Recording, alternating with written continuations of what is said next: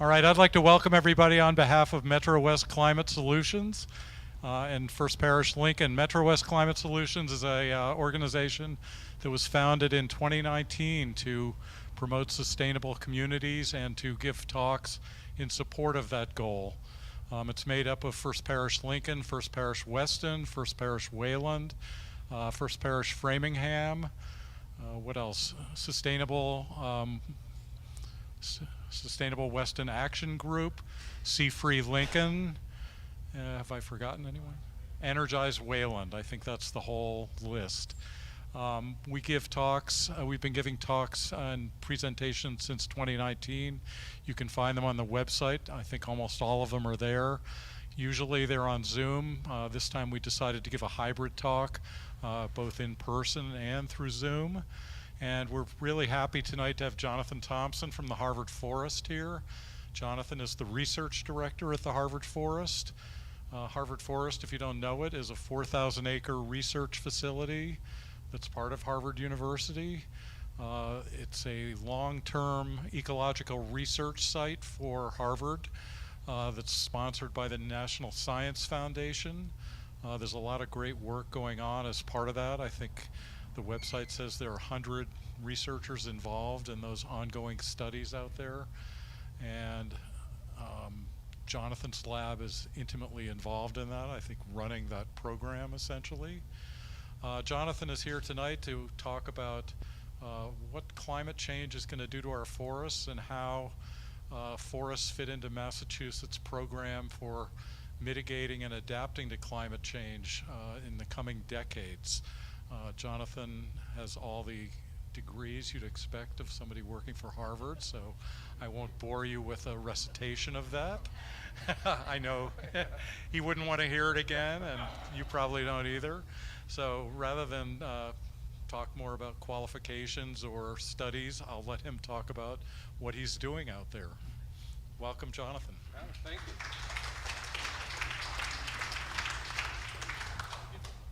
So I'm going to try to use this mic for the folks who are online and assume that my general loudness is just good enough for the room. That's going to work?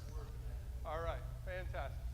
So today I'm mostly going to talk about the landscape ecology research that I do that looks at either the New England scale or the Massachusetts scale. But I did want to give just a quick plug for all the work we do at the forest, which is very site-based, very boots on the ground style ecology. How many of you have been to the Harvard Forest? Oh, I don't even need, you could give this talk. So it's just down Route 2, takes 57 minutes to get there. That's how long it took me to get here anyway. And to me, it's really one of the most magical places in Massachusetts. I've been going there since I was a child. I actually did all my graduate work in Oregon, but came back to be a postdoc at the Harvard Forest. Then I left and worked at the Smithsonian for a bit, and then came back about 10 years ago into my current role. We call ourselves Harvard University's Outdoor Laboratory and Classroom, and you can see some pictures of that here. This is the world's longest running soil warming experiment, where we've been trying to understand how climate change will affect below ground ecosystems. They are much more difficult to study than the above ground have, and we've learned quite a lot from that. Here you can see Andrew and Megan on one of, I bet, half dozen or so towers that are scattered throughout the forest, measuring off influxes of carbon between the atmosphere and the biosphere. Every summer we are lucky to host 25 or 30 undergraduates from around the country in the Research Experience for Undergraduates program. You can see some of our students there taking soil respiration. We have this 35 hectare, 70 or 80 acre plot where we measure every single tree that's bigger than your pinky every 5 years. That's about 175,000 trees that we keep very close track of and what's happening to them.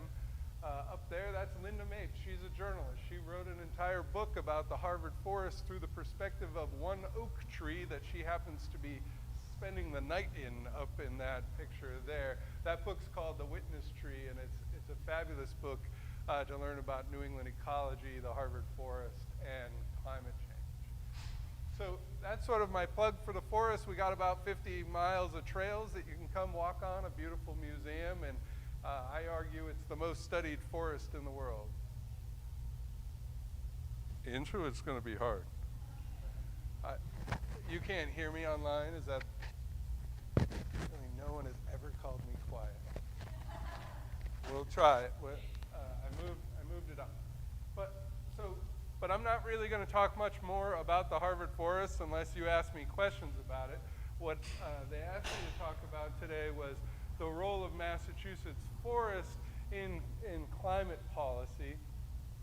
And so I'll be going back and forth a lot between New England and Massachusetts just to sort of put what's happening in Massachusetts in context, and because a lot of the work I do happens to be at the New England scale. So I know some things about that. But I wanted to start with this. This is a figure that is part of the Massachusetts decarbonization roadmap, and Massachusetts has legislatively committed itself. I guess you can see all of that. I don't know.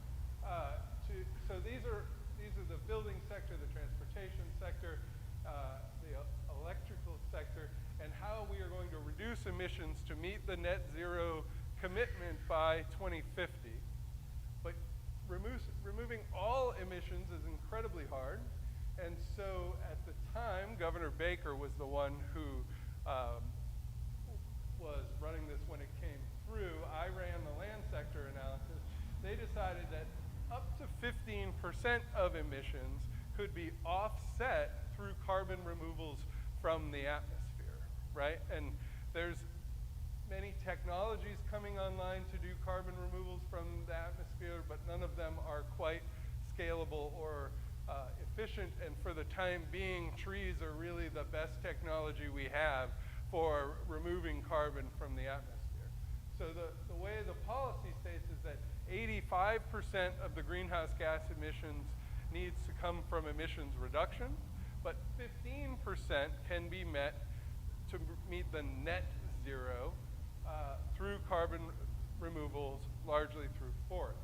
So they picked that number without talking to me or apparently anybody else about what was possible in terms of how much carbon the forest could remove. And so I've spent some time working on that.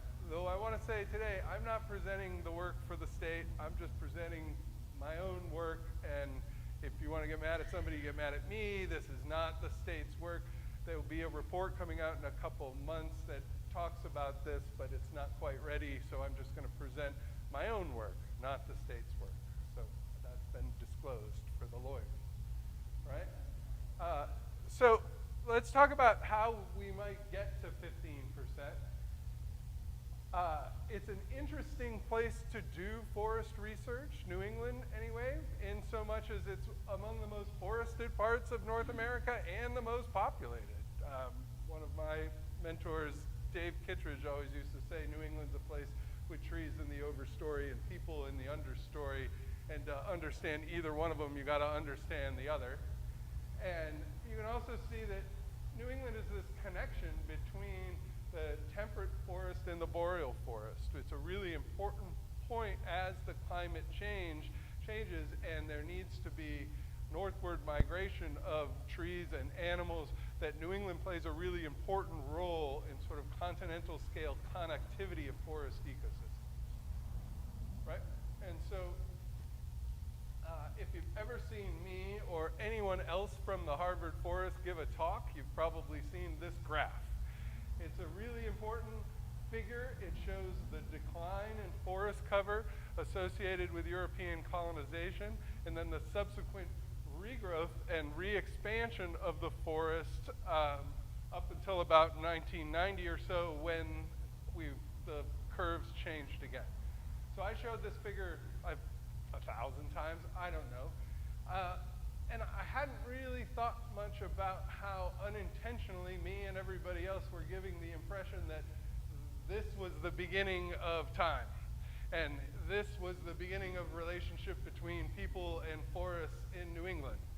I didn't mean that, but that was clearly the take-home message. And so I'm trying to do a bit better job of acknowledging the plain truth that this has been a peopled landscape for 10,000 years. In central Massachusetts, where the Harvard Forest is, it's the ancestral homeland of the Nipmuc tribe. And we are increasingly working with the Nipmuc both to incorporate their traditional ecological knowledge and information about their land use practices on the land, and acknowledging that they're not some historical relic, but they're still a community, and that they'll be part of these forests into the future as well. And so there's a lot of land back movement happening around the Harvard Forest that we're part of, and it's been an interesting part for the conservation community to come around, and how conservation easements have obstacles, and here we thought they were the way to go, and that the tribes are having trouble with it. So a woman who I work closely with, Clarice Hart, is leading up that effort, working with Cheryl Hawley and Nia Hawley, who is the chief of the Nipmuc, trying to give them the tools to be able to bring land back in. Currently they have a 3.5-acre reservation, and that is it. And so we're trying to help them remedy that. That doesn't, in my mind, change the importance of this figure, you know, because the legacy of European colonization is written all over the forest. Nobody ever built a stone wall in the woods, yet everywhere I look in the woods there are stone walls, and that's because they were built here, right? This is a period that not far from here, Thoreau was writing Walden and talking about how we'll have forests no more, that the North American continent would be cleared of all its trees. It was a little less true in the northern states.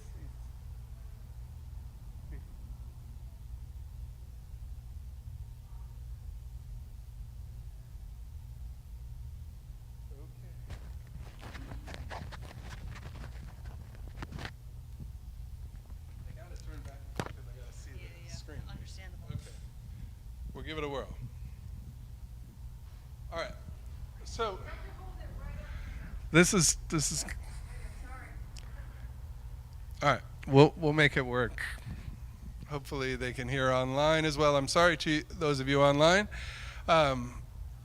So this crowd probably knows better than most the history behind this figure and the story of European colonization, and then at around the midpoint of the 19th century, the Erie Canal opens up. There becomes bigger economies in the city. People realize there are just less rocks if you go towards the Midwest, and now we can move our food around a little easier on barges and trains.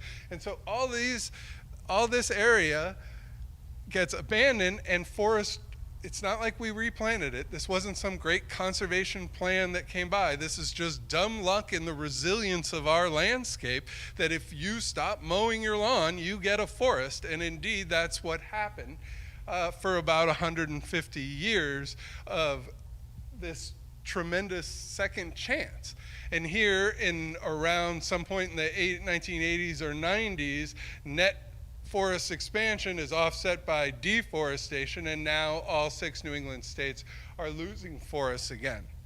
So I think that this is kind of a qualitative figure that David Foster made that goes along with it, but I think it really drives home the point about that landscape. Like, Thoreau never saw a deer. He heard that Emerson's aunt saw one once, though, which to me is just like really like knocks it home. Like, this was a totally different landscape back then, right?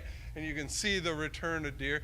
And now, you know, in all these prairie obligate species, bobolink and meadowlarks being dominant, that now everyone's trying to do conservation to try to conserve those, even though they weren't a really common species before the colonization. So, okay, that's what I want to say about the return of forest cover. I also want this to advance, but it doesn't want to. And so let's talk a little bit about forest composition and the change in forest composition. This guy is Charlie Cogbill. He is one part ecologist, one part historian, one part crazy man. He spent most of his career in the basements of town halls throughout New England, reading the early proprietary records from when the landscape was divided up into private holdings. His work is really the only way we know what the forest species composition was before European colonization.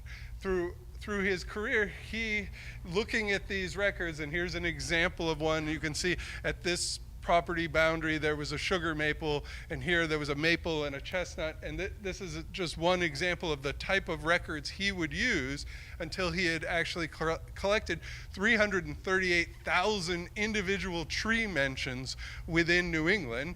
And then he went looking for a quantitative guy and found me, and so then we analyzed those data, the difference between the pre-colonial, so this is what we believe the forests were composed of before European colonization, and this is from the Forest Service FIA database. So this is a modern inventory of our forest. So there's a few things that pop out to me when I look at it. The first is, boy, there's a lot of maple in the modern compared to the pre-colonial period. And I'll tell you, while I only know the genus on the pre-colonial, we know the species in the modern data, and this is just overwhelmingly red maple. Red maple is like the raccoon of tree species. It's just a generalist. It does very well in human-modified habitats. It's okay if it's a little sunny, a little shady, a little wet, a little dry. It's a very generalist species, and that's what we've seen really come back since the reforestation. The other thing I notice is there's a lot less beech. And so beech is an old growth, shade tolerant species that's associated with very old forest, at least when it's large. It's also, as a quick aside, the peer reviewers of our paper didn't like the beech because they assumed, this is a very civilized crowd, you would never carve your name in a tree in the woods, but maybe when you were a small child you did. And if you did, I almost guarantee you did it on a beech tree, because the bark of a beech tree just, it's asking for it. It's like a piece of paper that you could scroll on. And my peer reviewers believed that the prevalence of beech in the witness tree data reflected the fact that surveyors would disproportionately use beech to mark. And maybe they're right. This wasn't like a scientific sample, but it's the only thing we got, so we're gonna stick with it. So we've lost our late successional species. We've also lost a lot of the oak, right? And not only have we lost the oak, this sort of spatial clumpiness that existed in the pre-colonial is just gone in the modern data, right? It sort of looks smeared over. And this just reflects the fact that the system hasn't had time to settle out.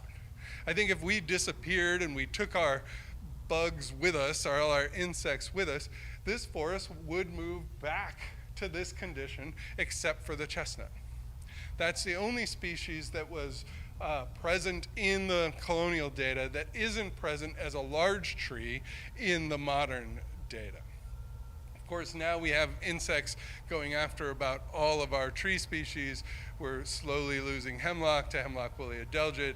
Ash is pretty much gone now, and as of 2 years ago, we have beech leaf disease. I had not heard of beech leaf disease 3 years ago, and now every beech tree at the Harvard forest is infected with this nematode and is expected to be regionally extinct. Yes? Yeah, they weren't a dominant species in the forest. They're sort of an open land species, and they just didn't rise to the numbers. Mostly people are familiar with elm because they were planted so much. So I kind of take two things from this as a whole. One is sort of, oh wow, this has changed a lot and the forests are totally different. And the other one is just the other side of the coin. Wow, if you were to pick up some Nipmuc person and put them in a time machine and push them forward 400 years, they'd recognize all the trees. That the forests have largely come back with with a similar composition, different relative contribution, but the native species came back. And that wasn't a foregone conclusion, and again, it speaks to the resilience of these forests. So we talked about forest extent. we talked about forest composition, so let's talk about forest growth. I assume, you know, that people are comfortable with the idea that trees take up carbon, right? That's fundamentally what's going on in photosynthesis. That's why forests are part of the decarbonization roadmap. But what kind of knocks me out is that I work with the smartest scientists, forest scientists around, and this here is a graph of cumulative carbon accumulation in a hardwood forest at the Harvard Forest starting in 1992, and there it goes up and up and up, and I can't tell you when it's gonna stop. I know it's gonna. I know it's not a redwood forest. I know that eventually that this line, it would bounce around zero and you would get a dynamic equilibrium, that is the process. But I don't know when that will happen in New England forest. I don't know when it would happen if left to sort of natural processes, and I don't know when it'll happen under the new climate that's going on. So this is a major open question in ecology. When Steve Wofsy, who's a professor in Harvard Earth and Planetary Sciences, built this tower, nobody had built anything like it, except in agriculture. Every version of it that existed was like knee high, and he built one in above the canopy of the forest, 6 times a second. It's measuring the exchange of carbon between the biosphere and the atmosphere, and there is now 60% more carbon in that forest than there was when he built the tower. And he thought it was already at equilibrium because that's what everybody thought. So that was news, please. So we have a tower called an eddy flux tower in the forest that's measuring the rate of either carbon absorption by the forest or carbon release by the forest many times per second, 6 times per second. And so, you're not telling me not to. Okay, I was like, uh-oh, what am I doing wrong? And so in the case of this, what it's saying is when the line slopes down, carbon is leaving the forest and going into the atmosphere. When the line slopes up, carbon is moving into the forest, and this is just cumulative, so it keeps going up and up over time. It has the little sawtooth on it because it's a hardwood forest, and the leaves come off, and the leaves come on, and the leaves come off, and so you're seeing the seasons each year.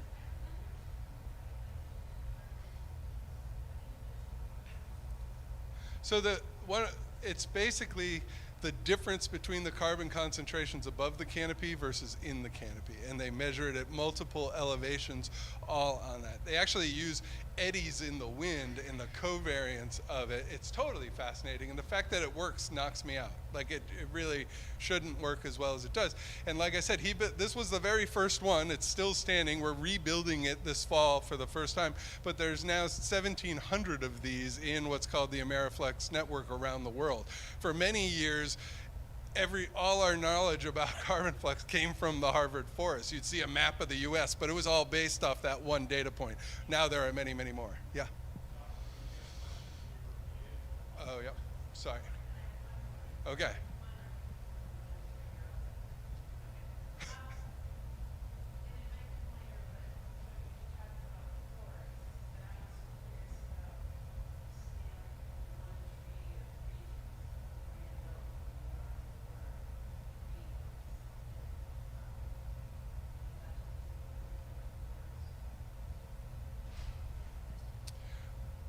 The question is, do carbon fluxes in individual trees, what's the difference between carbon fluxes in individual trees and forest?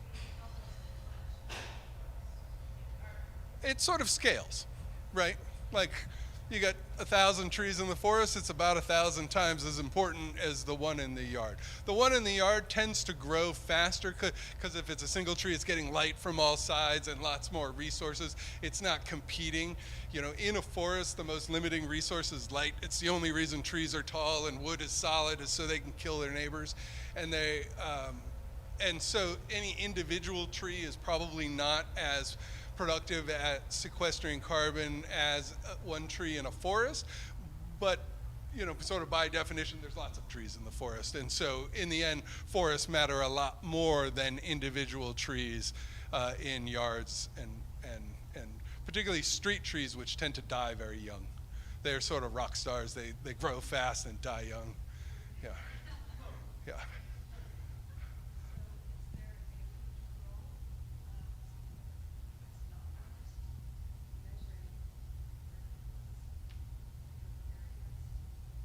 Yeah, I mean, one control of that, oh, sorry, is there a control, like a tower that is in a non-forested environment? So yes, the towers are used in agricultural fields, in lawns. I mean, but they get very small because they need to just be higher than the vegetation stature. But one way to think about it is every night there is an example of where photosynthesis isn't happening and the tower is running. And at that point, you're just getting the respiration of the trees and the carbon going back. Like, let's say there's 100 units of carbon that get fixed in photosynthesis. 70 units would be respired by the plant itself. 15 would go into leaves and seeds and reproductive tissues, and 15% would go into wood. And so we've gotten really, particularly at the Harvard Forest, probably more than anywhere else in the world, really good at sort of parsing the carbon budget in a forest to understand where it's going. The land sector in particular, from the perspective of climate, is the only sector that the arrows go in both directions. Transportation just emits, houses just emit. The land sector is unique in that they both emit, and they emit them, in old growth. When a tree dies and it decomposes, that's just photosynthesis in reverse. That carbon moves back into the atmosphere as CO2, and so we're constantly measuring it in both directions. I love all your questions, though I have no idea how I'm going to get through this by 7:40, which is 6 minutes from now, and I'm on my third slide or something. I love the questions. It's really my favorite part, so I'm sorry. I'll try to, well, we'll see. I want to show, so then we built a couple other towers in time. So then the fact that this starts here only reflects the fact that we built it in 2005. So all of they start at zero at the time we build the tower. This one we built in a hemlock forest. That's why it doesn't go up and down. There's no sawtooths because the leaves aren't coming on and off the way they were in the hardwood forest, right? But at first when we built it, the hemlocks were healthy. And the hemlocks grow at about the same rate as the hardwoods do. Until about here, when the hemlock woolly adelgid really got established. That's a little aphid-like insect that is from Japan and is slowly killing off the hemlock. It's already killed all the hemlock in the southeast, and it's always been limited by cold temperatures, and we used to be the northern extent of it, but now cold temperatures don't come as much as they used to, and so the adelgid has moved all the way up to Ontario now. This is an old graph, and I'm sorry, I even tried today to update it. I just didn't pull it off.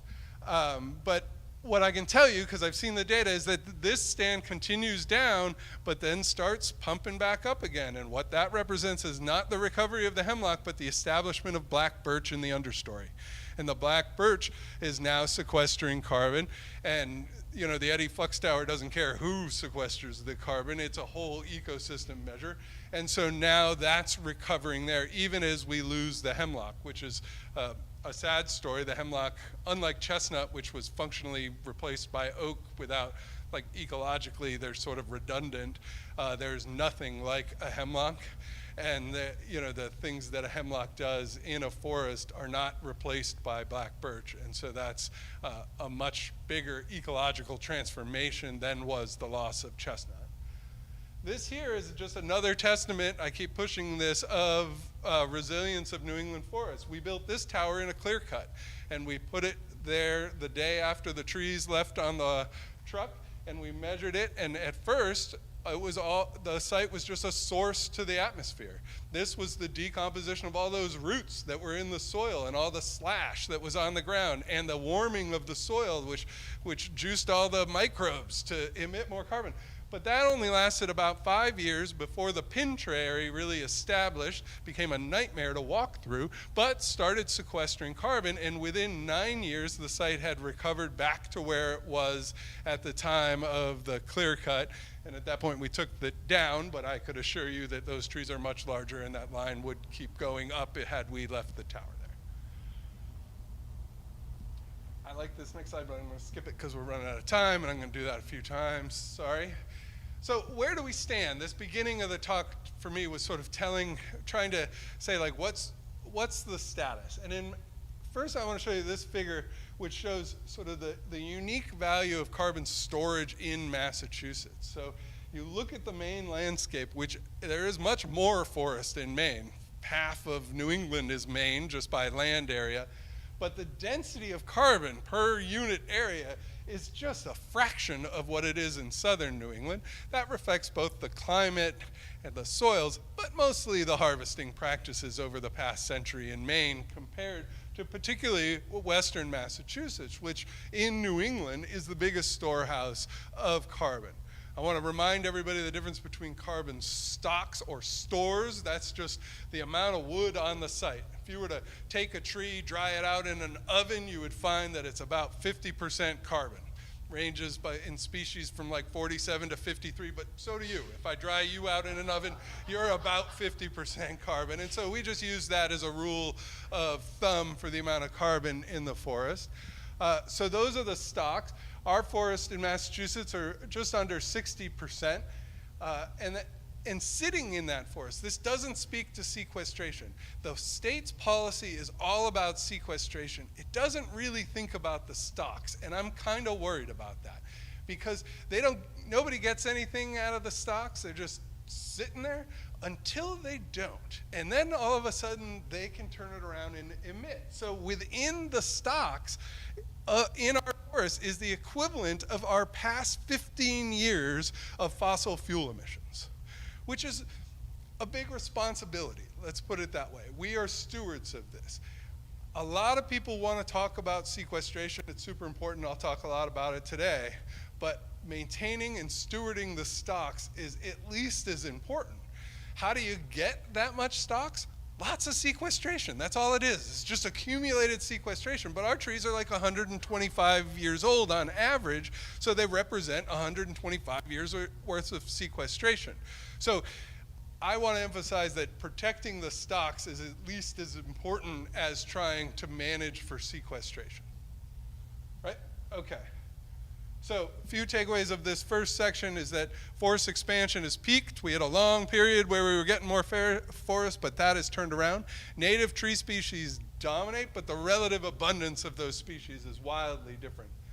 The forests contain massive stores of carbon in the trees and in the soils. It's about 50-50, carbon above ground and carbon below ground. But the 50% above ground is much more dynamic.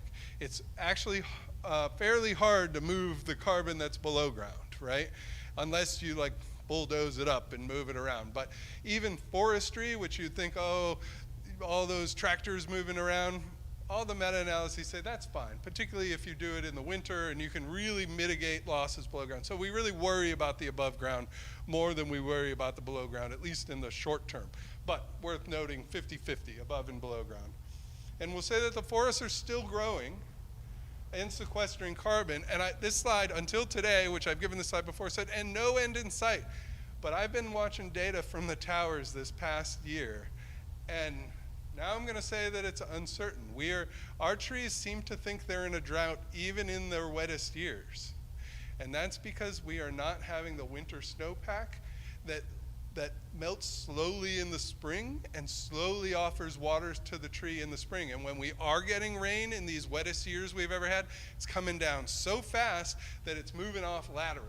And the trees are not experiencing it as the wettest years ever, even when our rain gauge tells us it's the wettest year ever. And that's causing a really high amount of variation in annual growth that we hadn't seen in the first 35 years of that tower. We've had we've had years, like we were like an average of 2 and we'd kind of bounce around 2. We've never had a year that we were a source to the atmosphere, but we've gotten very close. And we've also had years where we put away 4 tons. It's just really flickering. And like in systems analyses, you don't like flickering. It seems to portend a state change. And so that just has me worried, so I changed it. So what's the dominant driver of change in modern land use? This was all sort of historical. It's not climate change, despite what I just said. It's still land use. That's the major driver of change in New England forest. And as a guy who studies it, and who used to study it in Oregon, I can tell you it's hard to do it here. In Oregon, Judge Dwyer signs an opinion that says the spotted owl needs to be threatened, and he shuts down logging on 12 million acres of forest with the one sign of the pen. Here we have 600,000 landowners in New England, 200,000 in Massachusetts, and this is what Odom called the tyranny of small decisions.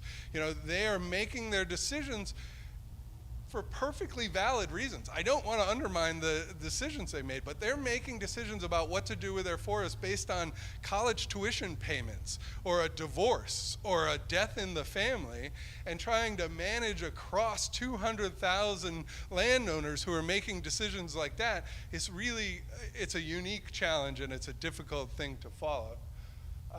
I used to study fire when I was in Oregon, and I study it like this stochastic random process. And some of my success here has been treating people like fire regimes. Like they have central tendencies, but they have huge variation as well. And so you need to really treat people like they are wildfires. So if land use is the most important determinant of future forest condition, it's worth asking how do they use their land. These are sort of the 3 most actionable things they do. It leaves out maybe the most important thing they do. I told you that most of our trees were between 100 and 125 years old. The only way that happens is if they do nothing a lot. And so that's maybe the most important thing landowners do. But as far as like the things we can measure and think about, we think about harvesting, protection, and conversion. I'm going to try to move a little quicker because I'm running out of time. I'm supposed to be done right now, and I'm not. So I want to talk about forestry. I want to first say that I'm a forester. I want to say that forestry does emit carbon. It does, and this is a complicated decision. I think wood is often a good choice, and that there are a lot of great things about forestry, but that doesn't mean it doesn't have an impact. And I find this argument just people want to be on one side or the other, and that just doesn't work. First thing is that as we talk about how much forestry happens on the land, nobody is talking about consumption. So I wanted to start with this line. So in New England as a whole, forest production is about 75% of forest consumption. So we use more than we grow and harvest in New England, but it's not terrible, right? But we have Maine to thank for that, who grow way more than they use. Massachusetts produces 7% of what it consumes. And so as we think about forestry, unless we think about changing consumption patterns, you need to think about where that harvest is going to come from. The atmosphere does not care. It does not care if the trees were harvested here, Maine, Singapore, not Singapore, anyway, it does not matter where the trees were harvested. You know, that said, let's talk a little bit about forestry and harvesting in New England. You can see really big variation throughout New England. About 4% of Maine's forest is subject to some type of harvesting every year. We're just about 1.5% in southern New England. Folks who don't do forestry might just think clear cutting is what we're talking about. There's almost no clear cutting left in New England, even in Maine. The average percent basal area is just a measure of how much wood is on a site, is 43%, right? And just 15% in your average harvest is removed in New England. That's because we high grade a lot of the trees. That's because it's not typically a forester. It's typically a logger who comes in and says, I'll give you $20K for access to your back 40, and they just take out the choice material. This is not a recipe for a healthy forest. But overall, if we think about commercial harvesting in Massachusetts, it occurs on about 17,000 acres per year, and that has declined over time, and that doesn't surprise me. What surprises me more is that it's declined a little over time. Throughout the 70s and 80s, that number was between 20 and 25,000 acres. So it has gone down, but not as much as I would have guessed as Massachusetts becomes less of a natural resource-based economy over time. I already told you that it meets just 7% of our consumption. It has a pickling rate of less than 10% after 30 years. What's a pickling rate? It's exactly what you think it is. I love the word. I try to find opportunities to do it. But a lot of times forestry advocates, I am one of them, speak to the potential to store carbon in long-lived wood products, right? And that potential exists. But if I were to ask you what you thought the proportion of the harvested wood that is pickled for more than 30 years, I would have picked a number greater than 10%. And if you went to a Doug fir forest, you'd be right, you could pick a number bigger than 10%. But here, first of all, hardwood trees aren't as amenable to boards as are Douglas fir trees, which grow straight up for 200 feet. And much of what gets killed just gets wasted or moved into short-lived products. The biggest area we store wood is landfills, which to me is just a depressing statistic. So this doesn't mean that when you harvest it, 90% of it the next day is in the atmosphere. This is 90% of it by 30 years after the harvest is in the atmosphere. That's a depressing number, and a number that I think there are many opportunities for us to improve our wood utilization. To me, that's just waste. I mean, we'll never even get it to 50%, but you could do a hell of a lot better than 10. And it emits, I meant to say something in the beginning that I forgot to, but it emits about 500,000 metric tons of CO2 per year, and that's a number that is hard to get your head around. I wanted to show you in the beginning that 1990 level emissions that all of the climate policy is based on happen to be about 100 million metric tons, and then all of a sudden it's much easier when you know that to think about what a half of one is equivalent to, and we knew we could get 15% from forests, and so that forestry is a half of one gives you some idea of where forestry sits in the scheme of potential. Okay. So takeaways from harvesting, I'd say there are many, many opportunities for good forestry and local wood. I want to know who the marketing people around the agriculture are, who got us all to be hepped up about local food. I love that. I just wish we could be equally enthusiastic about local wood. I have never seen 2x4s at the farmer's market though. But there's really no reason for that. There are a lot of, I think, opportunities to make local wood more interesting. I think industrial forestry is a bit like industrial agriculture to the extent we think that organic local farming is all lovely. I think there are many opportunities to think of forestry the same way when you get up to investment firms owning, huge tracts in Maine, the practices aren't quite so quaint. Harvesting is a major source of land sector emissions. That said, if we don't deal with consumption, we're either going to shut this down and build with steel and concrete, which is going to be much worse than wood, or we're going to harvest somewhere else, which is going to be the same exact problem. So, I'm always in this pickle because I'm quantifying the emissions associated with forestry, and they're real and they're significant. But that, in a relative terms, in a system dynamics perspective, it's better than a lot of alternatives, and unless we deal with the consumption angle, there's really, I don't think, a better alternative. So that's what the leakage problem is, where we shut it down here and we just leak it out of state. So conversion, okay, we're gonna convert. All 6 states are now again losing forests. It's about 10,000 acres a year in New England, with about half of that happening in Massachusetts to buildings. I'm gonna skip that number. Increasingly, forest loss is coming from solar development as well. I wrote this report with Mass Audubon last year where we looked at the future of solar in Massachusetts. Massachusetts EA has set a goal of 27 gigawatts of electricity. In order to decarbonize the economy, we need to produce a lot of clean energy. And right now, solar is one of the fastest growing ways that we're meeting that. I happen to love solar, but here's another sort of difficult situation. We lost 10,000 acres in a decade, which is, makes it about 10% in the last decade. But this is nothing compared to what we'll have to do to meet that 27 gigawatt. That's my dog Rooster. I like to give him a cameo. If we meet the 27 gigawatt mark and we do it with the same sort of lack of planning that we've done the growth so far, this simulation, can you see the yellow?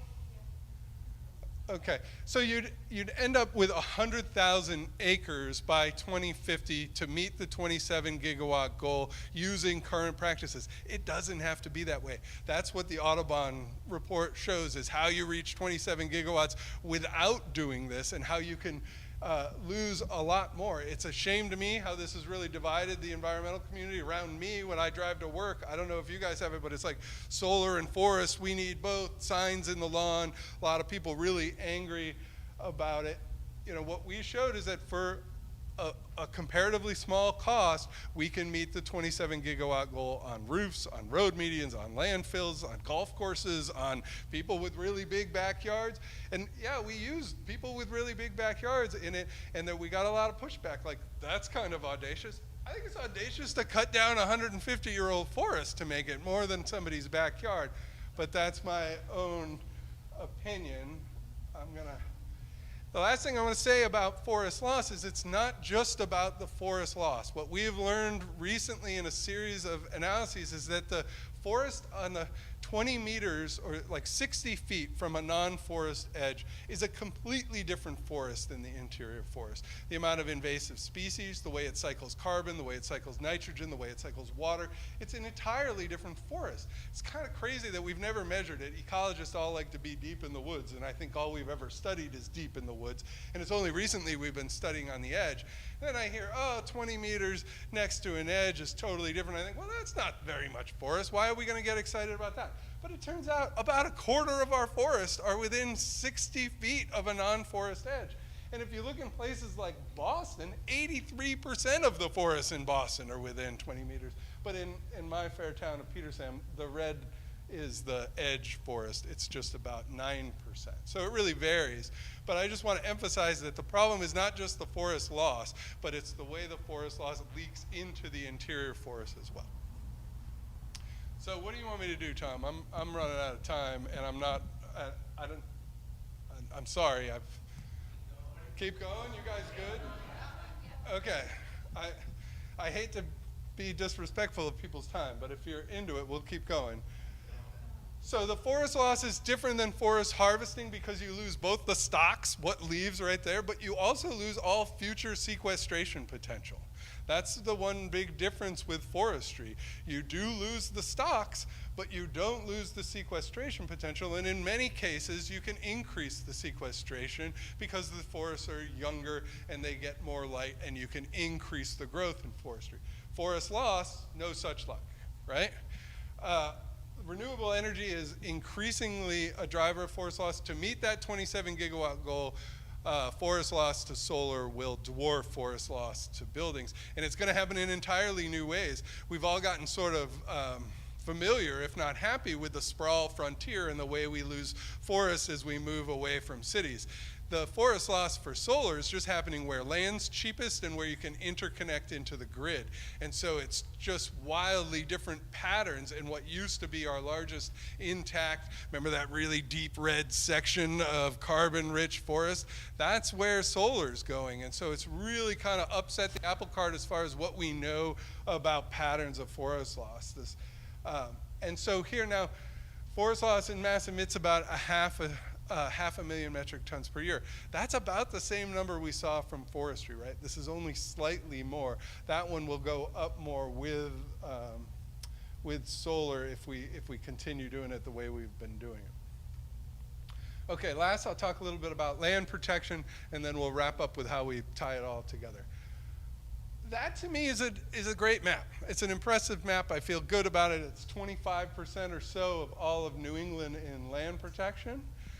New Hampshire wins that battle, but they're cheating. They have the White Mountain National Forest, and I just don't think they should get credit for that because they're actually doing much more slow land protection outside of those federal forests. But Massachusetts is doing good down here at 29% or 30% now that's protected. These labels are really small, I'm sorry. This is state land. The hashed mark is the proportion of protected land that was protected before 1990, and above the hash is what's been protected since 1990. So you can see state and municipal lands are the majority of our protected lands in the state by a lot. And easements, while not as much as those two, are bigger in the new area. This is the way much of the private land is getting protected now under easements. Worth noting is the wildland proportion. Just 2.3% of the state is in what you'd call a wildland designation. So what does that mean? Wildlands are either protected in fee but have a management plan that says there will be no resource extraction. All of the rest of these protection types allow harvesting and resource extraction. It just prevents development or parcelization. Usually when we say protected, implicitly we're meaning it's protected from development.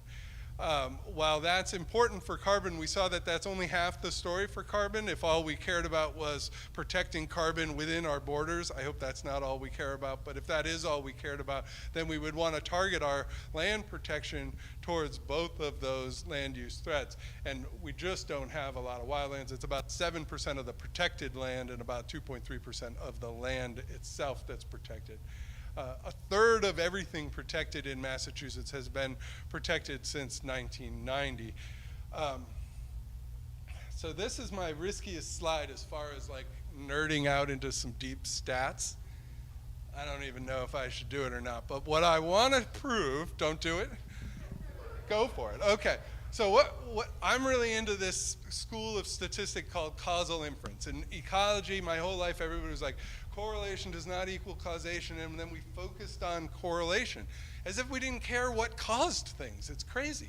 But then I started working with economists. Economists do causal inference. And so with this study, what we did was sort of fake a randomized controlled study, right? And what do I mean by that? Think of like a drug study where we get you, and you guys are about the same age and have similar backgrounds, and we think you're as similar as possible, but we give you a placebo and we give you the drug, and if we see a difference between you two, we assume that it is caused by the drug because we controlled for everything else, right? So that's what we have done here. So for the moment, just focus on these two dots. The blue dot is all the protected land in New England, and the red dot is the unprotected land that is environmentally as similar as possible to the protected land. This keeps me from comparing protected land, which happens to be higher elevation or in some ways systematically biased. I take out that bias, and now I can say, oh good, protected lands have more carbon than unprotected lands. So that's good. But then when we start looking at it by type, so these are the large protected timberlands, which I have a little problem with. They're up in Maine, so I haven't talked about them, but these are working forest lands. And you can see that they actually have less carbon than similar but unprotected land. But who does really well? State lands do well because they either harvest less, and when they do harvest, they use foresters, and they don't just use loggers. But things like easements, they don't see a significant difference in carbon. And so what we've learned here is that particularly with private land, you have the differences between selection effects and treatment effects. And with easements, there's really no selection effect. Land going into easement is just like land that isn't in easements. Unlike wildlands, where when people protect lands as wildlands, it's usually different at the time they protected it. They made it a wildland because it was special. It was different. And so From the perspective of carbon stocks, we can see many of the protection types are not protecting significant carbon stocks. So simply knowing that land protected isn't a lot for carbon stocks, at least in some cases. Forest growth, I'm happy to say that there's very little difference because trees don't know if they're protected or not. Why would they grow any different because somebody has an easement on the land, right? So this always feels good when your stats confirm like common sense. Why then is there a difference with the wildlands? I think it's because there's no harvesting, and the harvesting reduces what perceived sequestration rates on there. But the probability of timber harvest is the other reason I wanted to show this. As you can see, with easement lands, the probability is almost the same that harvest will occur. And in fact, a lot of land is eased so that they can afford to do forestry. Forestry is not very profitable, and an easement will reduce your taxes significantly. And so a lot of the easements out there are logged at least as much as the unlogged land. It's, you know, you really only see big differences in those that have been around a long time, because that's the treatment versus the selection effect. If you do have a treatment effect, trees grow slow. It's going to take a long time for you to see a difference between the two. All this is to say is that knowing that the land is protected is not knowing enough. Knowing how it's protected and what it's protected from is absolutely necessary. And that map that I started with that said, oh good, 25% of our land is protected, had half of the protected land was in the large protected timberland, which comes out worse in every single metric I have. Okay, so land protection, great strides in protecting land from development, but there's more to be done, I believe. But there's a need to better match the protections with the threats and the objectives. So I'm almost done. I just wanted to remind you, this is why we were here, to talk about this 15%. So I just talked about all these different dynamics. What does it add up to? A few bullets. So Massachusetts forests should continue to sequester carbon out through 2050, all of the models and everything we say. But I put should in italics to emphasize these new data that we're finding right now that climate seems to be droughting our forests in ways that we didn't expect.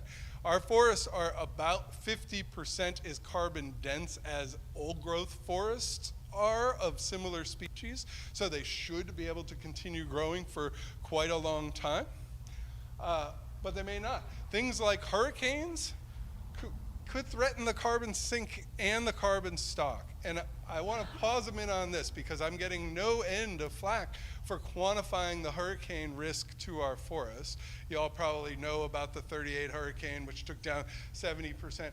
And it's leading folks in policy, without naming any names, to say like, well, then we can't rely on the forest and it shouldn't be part of the solution. My answer to that is hurricanes are threatening every sector of our economy, and just because we're analyzing it and they're not, doesn't mean we shouldn't. It means they should. What's the carbon consequences of tearing out all the roads on the Cape and you need to rebuild them, or rebuilding all those houses? How much carbon goes into that? It's only to say that there are risks involved and we ought to do our best to understand them. So assuming recent trends in land use, forest sequestration will offset, I kind of hate that term, so I put it in quotes, 5% of 1990 carbon emissions. Remember I said Baker just picked 15. Turns out he was a little optimistic on that. And it also means from the state's perspective, they're either going to have to buy forest carbon credits, I hate that term, from outside of the state.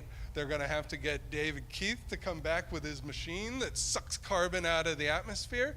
Remember, CO2 concentrations have gone way up, and we all know that, and it's super important, but it's still only 420 parts per million. So just as a matter of doing something, getting it out of the air is freaking hard, right? It's not abundant, and so getting it out is a challenge. So we still have a problem. How do we squeeze out to get to net zero by our legislative mandate? The forests are not going to get us there unless I'm totally wrong about all this. Possible. And that land use reduces this number by about 20%, which is to say that number could be 6 instead of 5 if we all went away and we didn't have any land use. So half of that land use is timber harvesting, half of that land use is forest loss, and that the sort of the cost of land use is 20% of our sink, that we reduce it by that much. So that's sort of the so what, that's the role for forest. I think it's significant, it's not a panacea, there are risks and there are trade-offs. The last thing I want to say about it is I've just talked to you about forest carbon for an hour now, and I do not think forest carbon is the most important thing about our forests. Unfortunately, they've been reduced to stocks of carbon. I haven't mentioned biodiversity, I haven't mentioned clean air, I haven't mentioned clean water, all the other things forests do. Carbon's really important, and I'm as guilty as the next guy at reducing it to this one dimension, but I hope people will keep me and others in check and remember that it's not just about carbon. That's one of many things that the forests do. So that's all I got. I should say that all the work I showed you comes from a lot of graduate students and postdocs who I listed who aren't coming up there, and they deserve really the credit for all the figures and graphs, and I'm presenting a lot of people's work. So, thank you.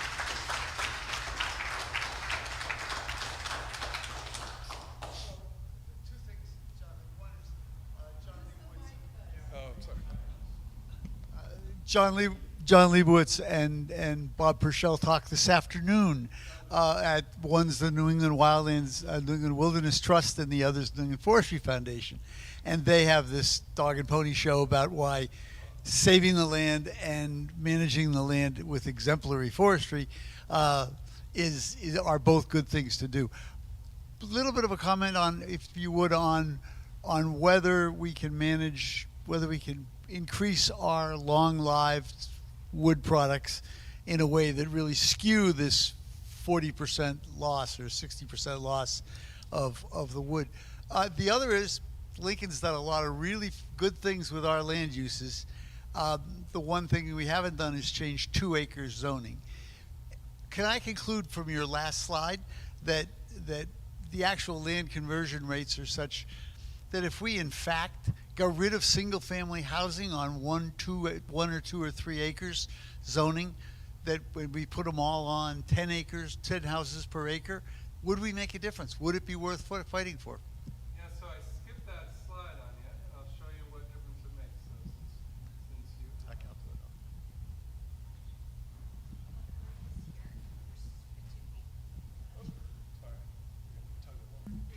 So this is the current recent trend style development rates at 13.1. This is over the full time period. This isn't annual numbers in case you're trying to make sense of the numbers. Don't just look at them relative. And what I'm showing is the direct emissions, and then this is the foregone sequestration because we cleared the land and the trees didn't grow. This is compact building development that uses sort of best practices. And so, yeah, we can take that number down to 1/3. And I say, if you keep your 2 acres, will you promise me that you're going to fill that lawn with solar panels and not put any in the woods? Oh, was I supposed to talk? Oh, increasing our pickling rate.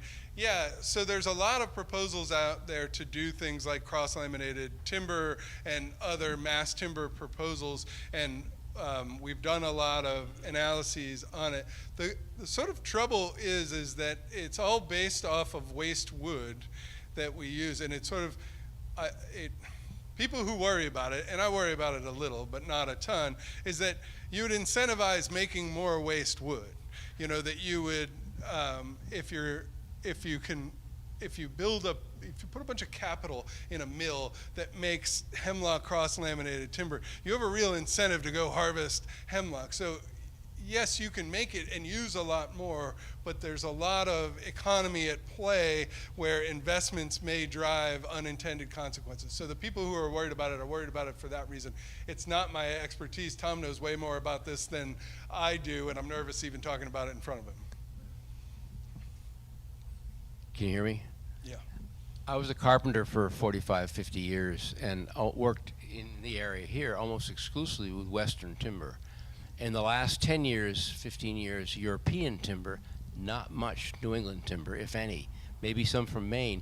You had mentioned earlier that we could maybe have 2x4s from here. Yeah, people say to me all the time, oh, we shouldn't cut the trees. I think, what do you think your house is made out of? It's a cut down tree. So if we could do the cutting here and make the 2x4s here, that'd be really good, but I've never heard of that. being possible. Right. 2x4s is probably, I just use this kind of euphemism. That's always going to be a softwood market, right? And where we have strength is in the hardwood market. I think local wood, particularly, you know, I was involved in kind of the controversy around stopping logging on state lands. State lands is where the best forestry we have goes on because they have long-term management plans and they're not making decisions about what to do to pay the tuition payment. They're making long-term decisions, but the state has the ability to shut down logging on state lands, not on private lands, so that's where they go. And this is like one of those unintended consequences that we lose our ability to grow wood. This is, as we said, this is a landscape where you stop mowing your lawn, you get trees. It would be a good place to harvest some wood. My frustration in this is, and I'm working on this op-ed, where I think we should harvest more wood, but wood emits carbon. Both of those things can be true. And this argument has been really boiled down to one side or the other. And so it's because if we harvest more wood, we'll use less of European wood, we'll use less of concrete and steel. That doesn't mean it's not going to have emissions and some negative consequences. It will.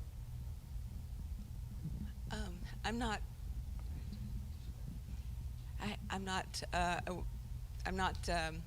aware of the policies in place, but what are the incentives to save your forest instead of paying for tuition? Right. So there's a few, and a lot of people are working on it. Like, so most family forest owners own their land when you ask them, the National Woodland Owner Survey, they own their land first for privacy, then they own it for recreation, and somewhere far down that list is for money. That said, they all always harvest eventually. Usually in the tenure of your land, you get one harvest out of it. And so the question sort of implies, like, how could we offset this sort of one-time fee? So a lot of times what's happening is carbon credits, which is, I love the idea of carbon credits on half of the equation. I want to pay people to manage their forest well and to conserve their carbon. I just don't want to then turn around and sell those to people who want to pollute against them. And that's what a carbon credit is. It just says, here, now you don't need to reduce your emissions because I grew my trees. I wish what we need to do is find ways to incentivize carbon. There's a bunch of existing programs. You can put your land under easement, then you'd pay a lot less taxes. You could maybe sell the easement, though that's getting harder and harder to do. But, and you can put it in what current use taxation. There are all these programs, but it's difficult to make a tuition payment on any of them. So in Massachusetts, are you taxed higher on land that has forest? No, you're taxed higher. You're taxed on it based on its appraised value. And so when you sell the development rights, the appraised value goes down because now you can't build houses on it, so it's worth less, so you pay less taxes on it. It isn't, you don't get taxed on the trees per se. Because you do in some states. Yeah. I'm not an expert on this, but I know in Vermont it's slightly different. So, I mean, different New England states have different policies. For sure. So, I mean, Massachusetts, it sounds like you can't, there's like lower tax rates in Vermont if you own land that you have a managed forest plan. We have that here too. Okay. That's what current use taxation is. Chapter 61 it's called, and there's proposals about having Chapter 61C. Originally, Chapter 61 was for, you needed to have a management plan that included some harvesting, and then they had 61B. I'm going to get some of the numbers wrong. If you had a wildlife management plan, you wouldn't have to do harvesting. Now there's a proposal that they would have 61C, which would be, I'm going to manage it for carbon. And then, so what you're doing is just lowering your property tax. Right. So you'd have more money in your pocket, but it's not going to be a windfall the way a timber would, or increasingly a solar company that's going to pay rent on your land to the tune of $5,000 an acre per year for 30 years. If you got back 40, that's real money. So I'm going to nerd out on you a little bit here. Bring it. If the state was modeling its emissions into the future and doing it including all sources, Wouldn't it include the hurricanes in its baseline? So you'd have the hurricanes in both the baseline and your scenarios, so that they would kind of wash in both those scenarios, and the forestry 15% would still be there. Yeah, and when our thing ever comes out, you'll see exactly that. That's what we've done. Knowing what the hurricane regime is difficult, and we basically use the past 4 centuries as a guide. Climate change is going to mess with that, and we don't know exactly how, and so we've done our best, but we use the hurricane tracks from the last century, and so 2038 gets the 1938 hurricane, because I got no better guess. So in effect, that makes the state's 15% kind of real. Yeah. Yeah. Yeah. Other questions? Any questions online?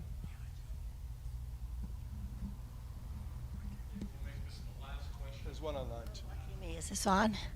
My question is, what about forest fires?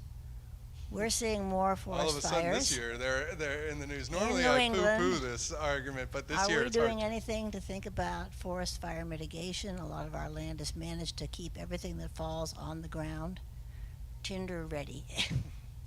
So, in general, our forests are very humid, and as a percent of disturbances affecting forest fires are not a major cause of disturbance. This fall, in particular, it's hard to make that argument because a mile from my house is a 100-acre brush fire right now. Climate may change this, but there are some sandplain environments in Montague and on the Cape and in the southeast that are adapted to fire, and having fire is an important part of their ecosystem. I would not advocate managing any of the other forests for fire. There's about 2 or 3 weeks a year typically where the fire danger is substantial. With leaves on the trees, there's just so much water in those leaves that they're incredibly hard to burn. So it's just this time in the spring and the time in the fall. And so the fire risk is fairly low. Even when you see those big fuel amassed on the ground, it's not that it never happens, clearly it does, but I'm infinitely more worried about insects than I am fires. That to me is the wildfires of the East. It feels like every day we have a new invasive insect or pathogen or nematode, as it turns out, coming and affecting our forest and plucking out individual species and having cascading ecological effects that are really hard to understand. All our old growth species, where we're trending towards, hemlock and beech are our most important old growth species, and we're losing them. What does old growth mean without hemlock and beech? I don't really know. One question from Alan online, also related to fire, is that you mentioned early on that red maple was becoming more predominant. Red maple is fire susceptible, Alan says. Is it because we're suppressing fires that species change? But let me add on to that. If you had an acre in Lincoln and you wanted solely for carbon sequestration, nothing else, not biodiversity or whatever, what would you plant? And you said carbon sequestration, not stocks, which is actually a different question, because then all I care about is growth rate. I'd probably get some hybrid poplar. For sequestration. Now, if Just you wanted for to sequestration, storage just because it grows so quickly, fast, but it dies young, Yeah. And so really the only way to win this battle is to grow the trees and pluck them up and put them underwater real fast, roots and all, so that they don't decompose, right? Then you could sort of use the land as a pump, and you could take the carbon out of the atmosphere, put it into trees, and then sink it in the water. To Alan's question, who may or may not be my father-in-law, I don't know, I sent him the link, but that's his name. And he lives on the vineyard where that is a fire-adapted ecosystem, and their fire suppression has changed fuel loads and has changed the potential for intense fires. But that's not a common condition. It's not the condition here in Lincoln. There's just a few places in the state where that's a problem. And by and large, folks are at least talking a lot about it. I actually think fire is introduced into areas that it has no business being, because people like managing it so much. But I'm into my opinion now. forest managers love prescribed fires. It's fun. I did it for a lot of years. Yeah. All right, Jonathan, that was great. Thank you very much. Thank you. I feel like we've been drinking from the fire hose for an hour and a half here, but If anybody wants to watch the talk again, it'll be online, and you can absorb all the details.